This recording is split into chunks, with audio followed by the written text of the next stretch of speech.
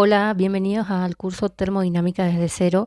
En videos anteriores hemos visto sobre la energía interna y el primer principio de la termodinámica. En el video de hoy vamos a aplicar estos conceptos a los procesos reversibles más importantes, suponiendo siempre como sustancia de trabajo un gas ideal. Para ello vamos a tener en cuenta tanto el primer principio, la fórmula del primer principio, como la ecuación de estado de los gases ideales. Vamos a empezar entonces con una transformación isotérmica. Una transformación isotérmica es un proceso termodinámico que se realiza a temperatura constante, es decir, la temperatura del sistema permanece constante. Para que esto ocurra, el sistema debe estar en contacto con un foco térmico, que recordemos que el foco térmico es una sustancia capaz de absorber o ceder calor sin modificar su temperatura. El sol, el océano, la atmósfera, un refrigerador, un horno industrial son ejemplos de focos térmicos. Bien, por ejemplo, supongamos que tenemos un gas ideal que absorbe calor de un foco térmico que se encuentra a una temperatura inicial y como consecuencia se expande desde un estado inicial A hasta un estado final B.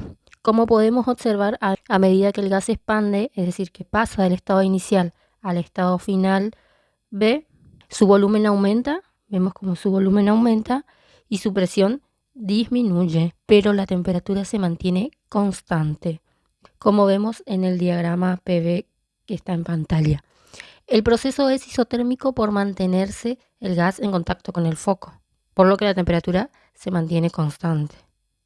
Entonces, como la temperatura se mantiene constante, la variación de la energía interna en este caso será nula, ya que la temperatura inicial y final coinciden. Y si por ejemplo tenemos una temperatura de 10 Kelvin y se mantiene constante y hacemos la diferencia de temperatura, como la temperatura inicial y final coinciden, en este caso la variación de la energía interna va a ser cero, será nula.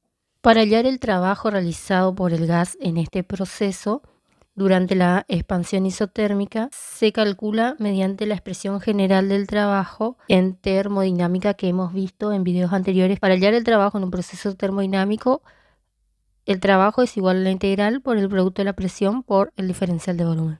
Y dependiendo del proceso termodinámico, esta integral se resuelve de diferentes maneras. Para el caso de un proceso isotérmico, se halla de la siguiente manera. Entonces, esta parte es la expresión general del trabajo en termodinámica. Como tenemos un gas ideal y la temperatura se mantiene constante, se puede despejar la presión de la ecuación de estado de los gases ideales. La ecuación de estado nos dice que la presión multiplicada por el volumen es igual al número de moles por R, la constante de los gases, por la temperatura. Si despejamos la presión de esta ecuación, nos va a quedar que la presión va a ser igual al producto del número de moles por la constante de los gases por la temperatura dividido el volumen. De esta manera podemos sustituir la expresión de la presión en la integral del trabajo. Entonces colocamos esta parte acá, como vemos en pantalla. Entonces el trabajo va a ser igual a la integral del producto del número de moles por R, la constante de los gases por la temperatura, dividido el volumen multiplicado el diferencial de volumen. Como el número de moles, la constante de los gases y la temperatura son constantes durante todo el proceso, podemos sacarlas fuera de la integral y esto nos va a quedar que va a ser igual al número de moles por R, la constante de los gases, por la temperatura, por la integral del diferencial del volumen dividido el volumen actual, evaluado desde un volumen inicial hasta un volumen final. ¿Qué significa esta parte acá de la ecuación? Esa parte de la integral, el término diferencial de volumen, delta B, representa un cambio de volumen muy pequeño y el término B es el volumen en ese instante. La integral lo que nos pide es que sumemos todos esos pequeños cambios de volumen y la solución para este tipo de integral, donde se divide un pequeño cambio de volumen entre el volumen actual, se lo puede expresar como el logaritmo natural de la variable. En este caso la variable sería el volumen. Así que la integral del diferencial de volumen entre el volumen es simplemente el logaritmo natural del volumen. Entonces, el trabajo de a B va a ser igual al número de moles por R, la constante de los gases, por la temperatura, por el logaritmo natural del volumen final menos el logaritmo natural del volumen inicial. De esta manera nos queda entonces expresada esta parte de la integral que vemos acá. Entonces, acá podemos aplicar una propiedad de los logaritmos que nos dice que si tenemos una resta entre dos logaritmos como tenemos acá, la podemos versar o es lo mismo que el logaritmo natural de una división.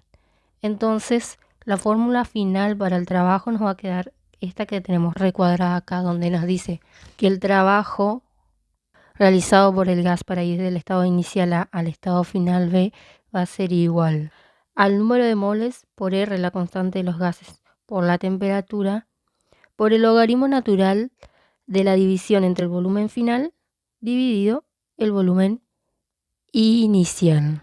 De esta manera, esta fórmula nos permitirá conocer el trabajo realizado por el gas en un proceso isotérmico cuando la temperatura se mantiene constante sin necesidad de conocer su presión.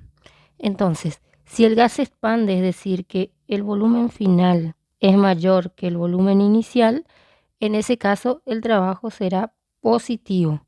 Y si el volumen final es menor que el volumen inicial, el trabajo será negativo. Bien, si aplicamos el primer principio de la termodinámica para calcular el calor intercambiado, sabemos que el calor es igual al trabajo más la variación de la energía interna.